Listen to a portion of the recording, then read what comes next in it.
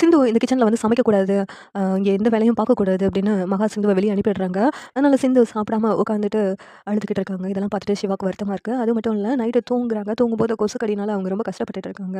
அத பார்த்து சிவா அவங்க ரூம்ல இருந்த கொசு வலைய எடுத்து இங்க சிந்து ரூம்ல கட்டி விடுறாங்க.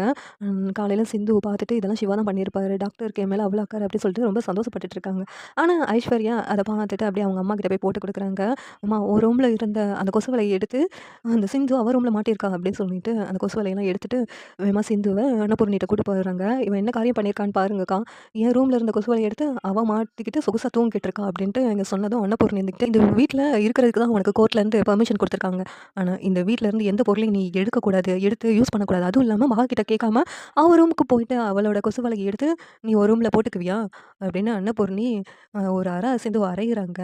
ஆனா சிந்து வந்து சிவா தான் இப்படிலாம் பண்ணாங்கன்னு சொல்லிட்டு அன்னபூர்ணி கிட்ட சொல்ல வேண்டாம் அப்படின்ட்டு நினைக்கிறாங்க. ஏன்னா அன்னபூர்ணியோட பேச்ச கேட்காம சிவா இப்படிலாம் பண்றாங்களான்னு தெரிஞ்சா அன்னபூர்ணி கஷ்டப்படுவாங்க அப்படின்ட்டு சிந்துவ மறைச்சிடுறாங்க.